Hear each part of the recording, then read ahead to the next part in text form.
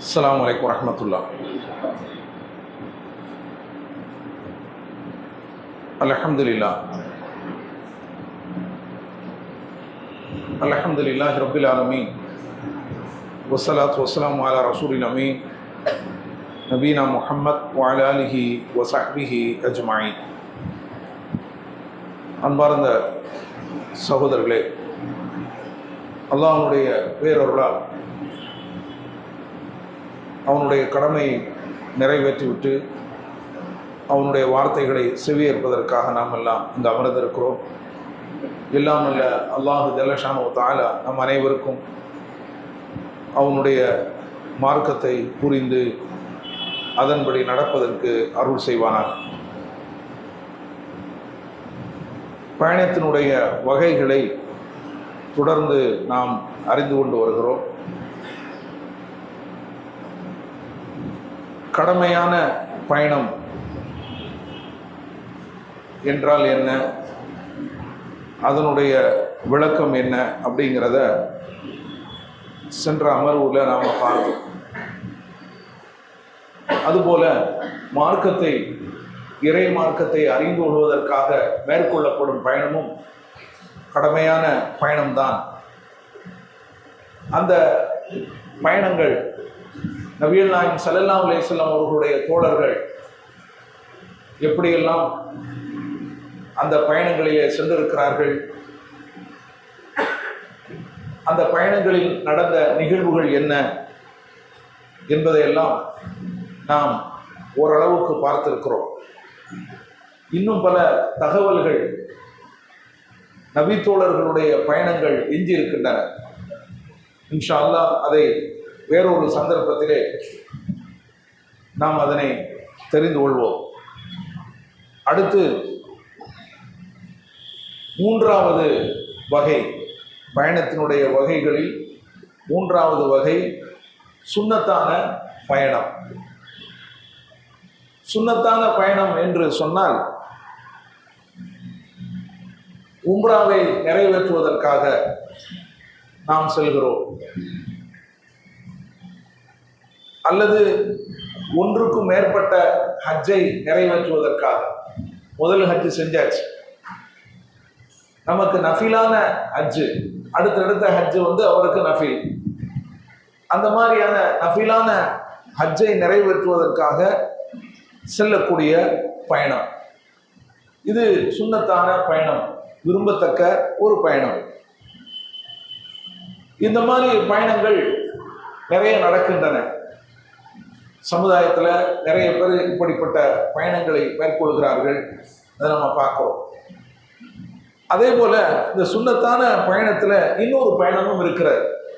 அது என்ன என்று சொன்னால், நோயாளியை நலம் விசாரிப்பதற்காக செல்லக்கூடிய ஒரு பயணம். நோயாளியை நலம் விசாரிப்பது என்பது நபிகள் நாயகம் ஸல்லல்லாஹு அலைஹி வஸல்லம் அவர்களால் வலியுறுத்தப்பட்ட ஒரு சுன்னத். நோயாளிகள் நம்மளுடைய உறவினர்களையும் இருக்கலாம், அந்நியர்களையும் இருக்கலாம்.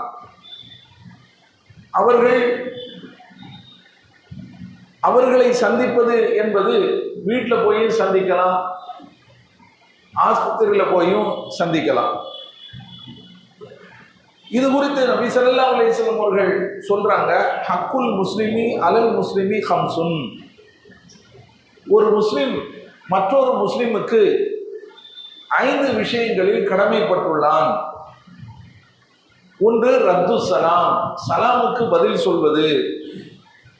இன்னொன்று நோயாளியை நலம் விசாரிப்பது. மூன்றாவது ஜனாசாவை பின்தொடர்வது. நாலாவது விருந்து அழைப்பை ஏற்றுக்கொள்வது. ஐந்தாவது தும்மியவருக்கு மறுமொழி கூறுவது. இந்த 5 விஷயங்கள் ஒரு முஸ்லிம் இன்னொரு முஸ்லிமின் மீது கடமையான விஷயங்கள். சஹீஹ் புகாரியில் இந்த செய்தி பதிவு செய்யப்பட்டிருக்கிறது. அபூ ஹுரைரா ரலியல்லாஹு அன்ஹு அவர்கள் இதனை அறிவிக்கிறாங்க. முஸ்லிமினுடைய மற்றொரு அறிவிப்பில் 6 என்று இடம்பெற்றிருக்கிறது. ஒரு முஸ்லிம் இன்னொரு முஸ்லிமுக்கு 6 விஷயங்களில் கடமைப்பட்டிருக்கிறான்னு சொல்லி 6 சொல்றாங்க. அதுல இதே தான் இந்த அஞ்சும் இடம் பெற்றிருக்கிறது. கூடுதலாக என்ன சொல்றாங்க,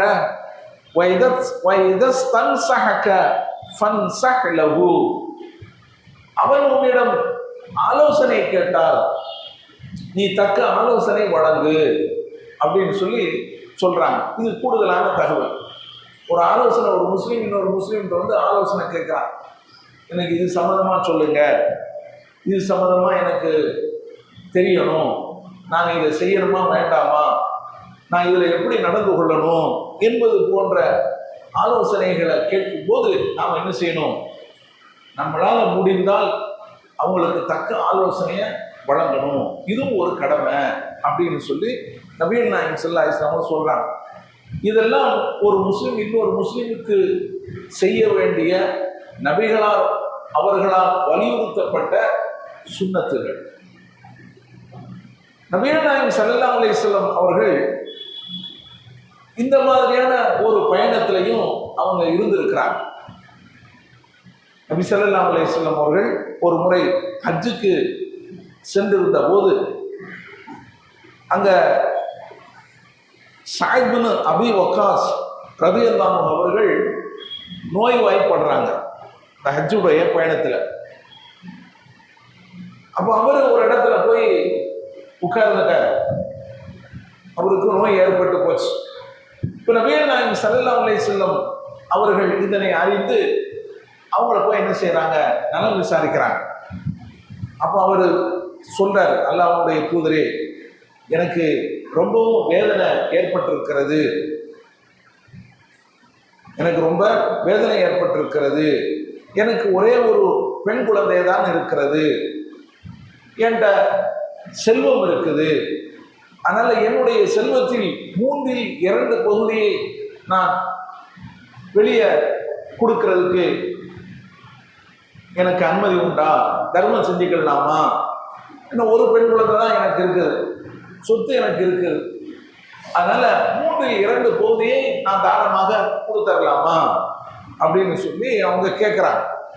இப்போ நபிகள் நாயகம் ஸல்லல்லாஹு அலைஹி வஸல்லம் சொல்றாங்க வேண்டாம் அப்படின்னு சொல்றாங்க. சரி பாதியாவது கொடுத்துறவா அப்படின்னு கேட்குறாங்க. அப்பவும் நபிகள் நாயகம் ஸல்லல்லாஹு அலைஹி வஸல்லம் அவர்கள் வேண்டாம், அப்படி செய்யக்கூடாது என்று சொல்றாங்க. சரி 1/3 பகுதியை கொடுத்துறவா அப்படின்னு கேட்குறாங்க.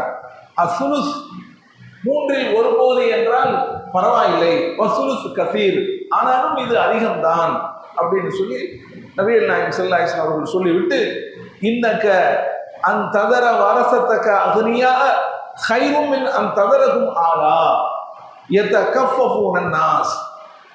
ஏன்னு சொன்னா நபிகள் நாயகம் ஸல்லல்லாஹு அலைஹி வஸல்லம் காரணம் சொல்றாங்க.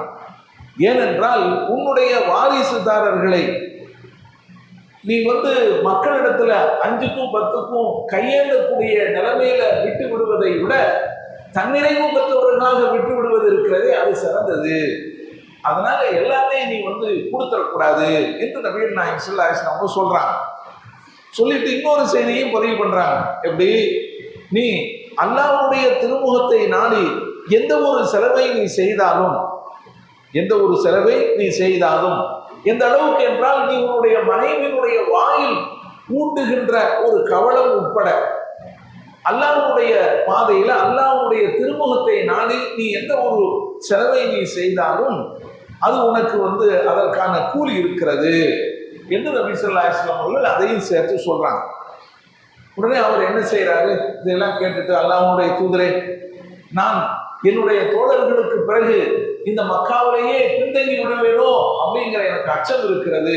ஏன்னா நாங்க இந்த மக்காவில் இருந்து மதீனாவுக்கு உங்களோட சேர்ந்து ஹிஜ்ரத் செஞ்சு வந்துட்டோம், நானும் என்னுடைய தோழர்களும் ஹிஜ்ரத் செஞ்சுட்டு வந்தாச்சு. ஆனா இப்ப நான் மக்காவுக்கு வந்த இடத்துல திரும்ப முடியாம போயிருமோ அப்படிங்கிற ஒரு சந்தேகம் எனக்கு இருக்கிறது. என்னுடைய தோழர்கள்லாம் திரும்பி போயிடுவாங்களே, நான் எந்த ஊரை விட்டு நான் வெறுத்து ஒதுக்கி நான் மதீனாவுக்கு ஹிஜ்ரத் செய்து வந்தேனோ அந்த ஊர்லயே கிடக்க வேண்டிய ஒரு நிலைமை எனக்கு ஏற்பட்டு விடுமோ அப்படின்னு எனக்கு பயமா இருக்குது என்று சொல்றாங்க. இப்போ நபிகள் நாயகம் ஸல்லல்லாஹு அலைஹி வஸல்லம் சொல்றாங்க, அப்படியெல்லாம் இல்லை, நீங்க ஒரு கால் இங்கேயே நீங்கள் பின்தங்கினாலும் நீங்கள் என்ன அமலை நீங்கள் செய்கிறீர்களோ அந்த அமலுக்கான கூலி, அதன் மூலம் அல்லாஹ் உங்களுடைய அந்தஸ்தை உயர்த்துவான், உங்களுக்கு நல்ல அந்தஸ்தை கொடுப்பான் ஒரு பதவியை ஒரு பதவியை உயர்த்துவான், நல்ல அந்தஸ்தையும் தருவான் அப்படின்னு சொல்லி நபிகள் நாயகம் ஸல்லல்லாஹு அலைஹி வஸல்லம் சொல்றாங்க. அது மட்டும் இல்லாம சிலரால் உங்கள் மூலம் சிலருக்கு நன்மை கிடைக்க வேண்டும், உங்கள் மூலம் சிலருக்கு தீமை கிடைக்க வேண்டும் என்று அல்லாஹ் நாடி இருந்தால் நீ இங்கேயே கிடக்கவும் செய்யலாம் அப்படின்னு நபிகள் நாயகம் ஸல்லல்லாஹு அலைஹி வஸல்லம் அவர்கள் சொல்றாங்க. சொல்லிவிட்டு ஆனாலும் ஸஅத் இப்னு ஹவுலா என்ற அந்த நபித்தோழர் இருக்கிறார, அவருக்கு நபிகள் நாயகம் ஸல்லல்லாஹு அலைஹி வஸல்லம் அனுதாபத்தை தெரிவிக்கிறாங்க. பாவம், அவர் இங்கேயே மக்காவிலேயே மரணிக்கிற மாதிரி சூழ்நிலை ஏற்பட்டு போச்சு. அவரும் மக்காவிலிருந்து மதீனாவுக்கு ஹிஜ்ரத் வந்த தோழர் தான். ஆனா அவர் ஒரு கட்டத்துல மக்காவுக்கு வந்த இடத்துல அவர் இப்படி இங்கேயே மரணிக்க வேண்டிய சூழ்நிலை ஏற்பட்டு போச்சு, பாவம் அப்படின்னு சொல்லி அந்த ஸஅத் இப்னு ஹவுலா அவர்களுக்கு நபிகள் நாயகம் ஸல்லல்லாஹு அலைஹி வஸல்லம் அவர்கள் தன்னுடைய அனுதாபங்களை என்ன செஞ்சாங்க, தெரிவிக்கிறாங்க. இந்த செய்தி சஹீஹுல் புகாரியில பதிவு செய்யப்பட்டிருக்கிறார். இதுல என்ன பார்க்கிறோம் அப்படின்னு சொன்னா, நபிகள் நாயகம் ஸல்லல்லாஹு அலைஹி வஸல்லம் அவர்கள் ஒரு பயணத்துல இருக்கிறாங்க, ஒரு பயணத்துல இருக்கிறாங்க. அப்ப அங்க தன்னுடைய தோழர் ஒருவருக்கு இந்த மாதிரி ஒரு அசௌகரியம் ஏற்பட்டிருக்கு, ஒரு நோய் ஏற்பட்டிருக்கிறது. அதை என்ன செய்யறாங்க, அந்த நோயாளியை நலம் விசாரிக்க சென்று இருக்கிறாங்க. அப்ப நமக்கும் இது மாதிரி வெளியூர்ல போய் பயணம் மேற்கொண்டு ஒரு நோயாளியை சந்திக்க வேண்டிய ஒரு நிலைமை இருந்ததுன்னு சொன்னா சந்திக்கலாம். அதற்கு நமக்கு நிறைய நன்மை இருக்கிறது. அவர் வெளியூர்ல இவ்வளவு தூரத்துல போய் நம்ம போய் பார்க்கலாமா என்றெல்லாம் நினைக்காம, அதற்காக இருக்கக்கூடிய அந்த சிறப்பை மனசுல வச்சு நாம மேற்கொள்ளக்கூடிய அந்த பயணம் இருக்கிறத, அது ஒரு சுன்னத்தான பயணம், அதுல நன்மை இருக்கிறது. நபிகள் நாயகம் ஸல்லல்லாஹு அலைஹி வஸல்லம் சொல்றாங்க, மன் ஆத மரீதன் லம் யஸல் ஃபீ ஹுர்ஃபத்தின் ஃபில் ஜன்னா ஃபீ ஹுர்ஃபத்தில் ஜன்னா ஹத்தா யர்ஜி. யாரேனும் ஒருவர் நோயாளியை நலம் விசாரிக்க சென்றால் அவர் திரும்பும் வரை, அவர் ஊர் திரும்பும் வரை அவர் சொர்க்கத்தினுடைய அந்த கனிகளிலேயே இருக்கிறார் அப்படின்னு சொல்லி நபிகள் நாயகம் ஸல்லல்லாஹு அலைஹி வஸல்லம் அவர்கள் சொல்லி காட்டுறாங்க. சொர்க்கத்தினுடைய அந்த கனிகளை அவர் பறித்து கொண்டே அவர் இருக்கிறார் என்று சொல்றாங்க. சஹீஹ் முஸ்லிம்ல இந்த ஹதீஸ் பதிவு செய்யப்பட்டிருக்கிறது. இவ்வளவு பெரிய நன்மை நோயாளியை நலம் விசாரிக்க செல்வதற்காக இருக்கிறது. இந்த நோயாளியை நலம் விசாரிக்க செல்லக்கூடிய இந்த பயணத்துல அதனால என்ன நன்மை கிடைக்குது? நோயாளிக்கும் நன்மை கிடைக்குது, நமக்கும் நன்மை கிடைக்குது. நோயாளிக்கு ஒரு ஆறுதல் கிடைக்கிறது. லாபஸ் தஹூர் இன்ஷா அல்லாஹ் அப்படின்னு சொல்லி நம்ம சொல்லுவோம். நபி ஸல்லல்லாஹு அலைஹி வஸல்லம் அவர்கள் நமக்கு வழிகாட்டிய ஒன்று. நோயாளியை நலம் விசாரிக்க செல்லும் போது இதை சொல்லுங்க, லாபஸ் தஹூர் இன்ஷா அல்லாஹ், பரவாயில்லை, உங்களுக்கு குணமாயிரும் அல்லாஹ் நாடினால் அப்படின்னு சொல்லுங்கன்னு சொல்லி நமக்கு சொல்லி தந்திருக்கிறாங்க. அப்போ இதை நம்ம சொல்லுவோம், அவருக்கு ஒரு ஆறுதல் கிடைக்கும். அதே போல அவருக்கு இதன் மூலமாக ஒரு அறிவுரையை நாம சொல்லிட்டு வருவோம். அந்த மாதிரிலாம் இருக்கு ஹதீஸ்ல. ஏதாவது வசியத்து இருந்தா அவங்க வசியத்து செய்யுங்க, ஏன்னா நல்லது இருக்குது, அல்லாஹ் உங்களுக்கு நீடிய ஆயுள தரணும், நல்ல விதமா நீங்க இருங்க, ஏன்னா அப்படின்னு சொல்லி நாம அவருக்கு சில அறிவுரைகளை சொல்லுவோம். குடும்பத்துல நீங்க நல்ல விதமா நடந்துக்கிடுங்கன்னு சொல்லுவோம். குடும்பத்தார்களை நாம் சந்திச்சு அவரை நம்ம என்ன செய்வோம், நல்ல முறையில பார்த்துக்கிடுங்க அப்படின்னு சொல்லி நாம் அவங்களுக்கு பல வகையிலையும் ஆறுதலை என்ன செய்வோம், சொல்லுவோம். அதெல்லாம் அந்த நலம் விசாரிக்க செல்வதில் இருக்கிறது. அது மட்டும் இல்லாம ஒரு ஹதீஸ் இருக்கு, அதை பல அறிஞர்களும் அதை என்ன செய்யறாங்க, சரியான ஹதீஸ் தான் அப்படின்னு சொல்றாங்க. ஏன்னா அந்த என்ன கடைசியா சொல்றது என்ன, அதாவது இந்த ஹதீஸ் ஒரு அழகான ஹதீஸ், ஹசன் என்ற தரத்தில் உள்ள ஹதீஸ். அந்த அளவுக்காவது அதனுடைய ஹதீஸை பற்றி விமர்சனம் இருக்கிறது. பலரும் சரியான ஹதீஸ்ன்னு சொன்னாலும் ஒரு சிலர் என்ன செய்யறாங்க, இந்த ஹதீஸ் ஹசன் என்ற தரத்தில் உள்ளது, அழகான ஹதீஸ், அது சரியான ஹதீஸுக்கும் தரம் கீழே உள்ள ஒரு நிலை இந்த ஹதீஸ். அதனால இதை கொண்டு நாம் என்ன செய்யலாம், ஆதாரம் எடுக்கலாம். அப்படிப்பட்ட தரத்தில் உள்ள ஒரு ஹதீஸ் தான். அதை என்ன சொல்றாங்க நபிகள் நாயகம் ஸல்லல்லாஹு அலைஹி வஸல்லம் அவர்கள், ஊதுல் மரீத், நீங்கள் நோயாளியை நலம் விசாரிக்க செல்லுங்கள், வத்தபியுல் ஜனாஸா, ஜனாஸாவை நீங்கள் பின்தொடர்ந்து செல்லுங்கள், துஸக்கிருக்குமுல் ஆஹிரா, இது உங்களுக்கு மறுமையை நினைவுபடுத்தும் அப்படின்னு சொல்றாங்க. இது உங்களுக்கு மறுமையை நினைவுபடுத்தும். அப்ப நம்ம அவங்களையெல்லாம் போய் பார்க்கும்போது என்ன, எப்படி இருந்த மனுஷன், அல்லாஹ் இப்படி ஒரு நிலைமையை அவருக்கு கொடுத்துட்டான். இதுதான் மனுஷனுடைய வாழ்க்கை. மனுஷனுடைய வாழ்க்கையினுடைய யதார்த்தம் இப்படித்தான்.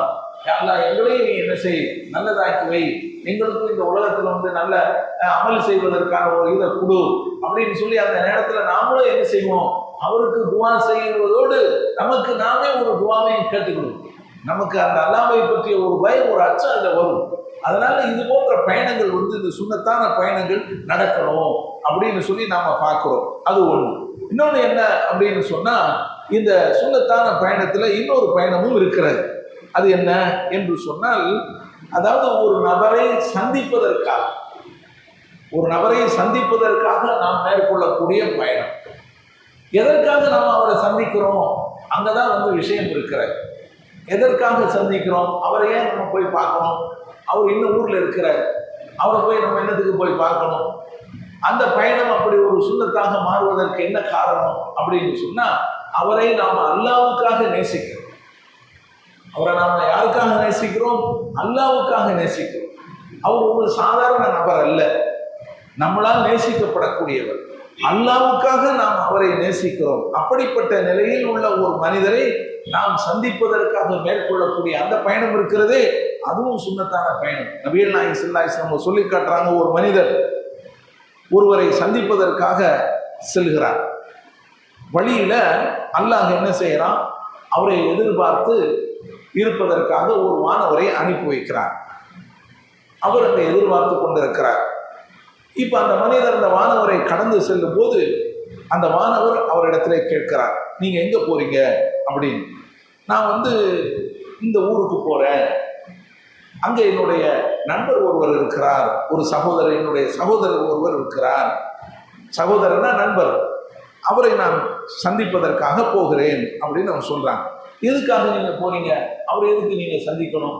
இப்போ நான் சொன்ன பார்த்தீங்களா, நம்ம எதுக்கு அவரை போய் பார்க்கணும் அப்படின்னு அதை தான் அவங்க கேட்குறாங்க. வானவர் கேட்குறாரு அந்த மலைக்கு, எதுக்காக நீங்க அவரை போய் பார்க்க போறீங்க, அவருக்கு ஏதாவது உங்களிடத்துல செஞ்சோட்டு கடன் எதுவும் இருக்குதா, ஏதோ ஒரு காரியம் அவர் உங்களுக்காக பண்ணியிருக்கிறார், அதற்காக நாம் வந்து என்ன செய்வோம், அந்த கடனை போய் தீர்ப்போம் அப்படிங்கிற மாதிரி எதுவும் இருக்குதா அப்படின்னு சொல்லி கேட்குறாங்க. அப்போ அவங்க சொல்றாங்க, அந்த மனிதர் சொல்றாங்க, லா கைர், இல்லை அப்படின்னா ஒன்றும் கிடையாது. கைர் அன்னி அஹ்பத்துஹு ஃபில்லாஹ் அஸ்ஸ வஜல், ஆனாலும் நான் அவரை அல்லாஹ்வுக்காக நேசிக்கிறேன் அப்படின்னு சொல்ல. எனக்கு அப்படியெல்லாம் ஒன்றும் கிடையாது, அவர் என்கிட்ட ஏதோ கடன் கொடுத்ததாக அந்த கடனை வாங்குவதற்கா, அல்லது வேற ஏதாவது அவர் எனக்கு ஒரு பெரிய காரியத்தை பண்ணிட்டாரு அதற்கு நன்றி செலுத்துவதற்கா, அப்படிலாம் ஒன்றும் கிடையாது. நான் அவரை அல்லாஹ்வுக்காக நேசிக்கிறேன், அதனால நான் என்ன செய்யறேன், அவரை போய் சந்திக்க போறேன் அப்படின்னு சொன்ன உடனே அவர் சொல்றாரு, ஃபஇன்னி ரசூலுல்லாஹி இலைக், நான் முன்பால் அல்லாஹ்வின் புறத்திலிருந்து அனுப்பப்பட்ட தூதராவேன். பி அன்னல்லாஹ கத் அஹப்பக் கமா அஹபப்தஹு ஃபீஹி, நீ எப்படி அவரை அல்லாஹ்வுக்காக நேசிக்கிறாயோ அதுபோல அல்லாஹ் உன்னை நேசிக்கிறான் அப்படின்னு சொல்லி அந்த வானவர் என்ன செய்யறாரு, அந்த மனிதருக்கு சொல்றாரு. இந்த செய்தி சஹீஹ் முஸ்லிம்ல பதிவு செய்யப்பட்டிருக்கிறது. அபூ ஹுரைரா ரலியல்லாஹு அன்ஹு அவர்கள் அறிவிக்கிறார். அப்போ இது மாதிரியான பயணங்கள் இன்னைக்கு சமுதாயத்தில் இருக்குதா, கொஞ்சம் சிந்திச்சு பாருங்க. எத்தனையோ இந்த சமுதாயத்தில், முஸ்லிம் சமுதாயத்துல உலமாக்கள், அல்லாஹ்வை வந்து அல்லாஹ்வின் பக்கம் அழைக்கக்கூடிய தாயிகள், இன்னும் நல்ல மனிதர்கள் எல்லாம், என்ன சான்றோர்கள் எல்லாம் என்ன செய்யறாங்க, இந்த சமுதாயத்தில் இருக்கத்தான் செய்யறாங்க. அல்லாஹ்வுக்காக இஹ்லாஸோடு செயல்படக்கூடியவர்கள் எத்தனையோ பேர் இருக்கிறாங்க. ஆனா அவங்களையெல்லாம் நாம வந்து சந்திப்பதற்காக, அவங்களை நாம அல்லாஹ்வுக்காக விரும்பி நேசித்து அப்படி ஒரு நோக்கத்துக்காக இந்த பயணம் வந்து இந்த சமுதாயத்தில் இருக்குதா அப்படின்னு சொன்னா அதெல்லாம் குறைஞ்சி போச்சு. அதெல்லாம் குறைஞ்சி போச்சு. ஏன் அது குறைஞ்சி போச்சு அப்படின்னு சொன்னா, அந்த சுயநலம் வந்து இன்னைக்கு சமுதாயத்துல பெருகி போச்சு. அவர் என்ன, நம்ம என்ன, அவர் என்ன ஒரு பெரிய ஒரு ஆளா, அவர் என்னத்தை அவர் சாதிச்சுட்டாரு போட்டுட்டாரு அப்படின்னு சொல்லி நாம என்ன செய்யறோம், அவரை வந்து ஏளனம் பண்றோம், அவரை வேற மாதிரியான வந்து நினைக்கிறோம். அல்லது நம்ம நினைக்கக்கூடிய அளவுக்கு இந்த சமுதாயத்துல யாரும் இல்லைன்னு சொல்லி நம்ம நினைக்கிறோமோ என்னமோ தெரியல. ஏதோ ஒரு வகையில அதெல்லாம் அந்த மாதிரியான ஒரு நல்ல காரியங்கள் எல்லாம் இன்னைக்கு சமுதாயத்தில் வந்து அப்படியே வந்து மங்கி கொண்டே வருகிறது. அந்த மாதிரி பயணங்கள் எங்க இருக்குது சொல்லுங்க, அப்படி ஒரு பயணம் இருக்கிறதா? இல்லை. ஏன்னா பயணம் இருந்தாலும் அது சுயநலத்துக்காக இருக்கும், அது இந்த உலகத்துடைய ஆதாயங்களுக்காக இருக்கும். ஒருத்தர் இன்னொருத்தர் போய் சந்திக்கிறதுக்காக போவாங்க. எதுக்காக? அதுக்கு பின்னால உலக லாபம் இருக்கு. உலக லாபங்களுக்காக என்ன செய்வாங்க, போவாங்க. அதுதான் இன்னைக்கு வந்து நிறைந்து இருக்கிறதே தவிர, அல்லாஹ்வுக்காக நான் அவரை அல்லாஹ்வுக்காக நேசித்திருக்கிறேன், நான் அவரை சந்திக்க போகிறேன் அப்படிங்கிற ஒரு பயணம், ஒரு சந்திப்பு அப்படிங்கிறது இன்னைக்கு அரிதாகிவிட்டது. ஆனால் அதெல்லாம் மாற வேண்டும். நபிகள் நாயகம் ஸல்லல்லாஹு அலைஹி வஸல்லம் அவர்கள் சொல்லுகிறார்கள், நாளை மறுமையில் அல்லாஹ் சொல்வான், ஐனல் முத்தஹாபூன பி ஜலாலி, எனக்காக நேசித்தவர்களை எங்கே அப்படின்னு சொல்லி மறுமையில் அல்லாஹ் கேட்பான். ஏன்னு சொன்னா, இன்றைய தினம் என்னுடைய நிழலை தவிர வேறு நிழலே இல்லாத இன்றைய தினத்தில் நான் அவருக்கு என்னுடைய நிழலில் நிழல் தருவேன். எங்க அப்படிப்பட்டவர்கள் இருக்கிறாங்களா அப்படின்னு அல்லாவும் தேடுறாங்க. என்னப்போ தெரியல. ஹதீஸை பார்க்கும், ஐனல் முத்தஹாபூன், எங்கே எனக்காக நேசித்தவர்கள் எங்க வாங்க அப்படின்னு சொல்லி அல்லாஹ் என்ன செய்யறான், கேட்கிறான். இதற்கு இன்றைய தினம் என்னுடைய நிழலை தவிர வேறு நிழலே இருக்காது. ஆனா நான் அவர்களுக்காக என்னுடைய நிழலில் நிழல் கொடுப்பேன், வாங்க அப்படின்னு சொல்லி மறுமையில் அல்லாஹ் சொல்லுவான்னு சொல்லி நபிகள் நாயகம் ஸல்லல்லாஹு அலைஹி வஸல்லம் சொல்றாங்க. இதுவும் சஹீஹ் முஸ்லிம்ல பதிவு செய்யப்பட்ட ஹதீஸ். அபூ ஹுரைரா ரலியல்லாஹு அன்ஹு அவர்கள் அறிவிக்கிறாங்க. இது போன்ற பயணங்கள் எல்லாம் இன்றைக்கு பெருக வேண்டும். எல்லாம் அல்லாஹ் அப்படிப்பட்ட நல்ல நிலையை நம் அனைவருக்கும் தந்தருவானாக. வாஹிரு தஅவானா அல்ஹம்துலில்லாஹி ரப்பில் ஆலமீன். அஸ்ஸலாமு அலைக்கும் வரஹ்மத்துல்லாஹி வபரகாத்துஹு.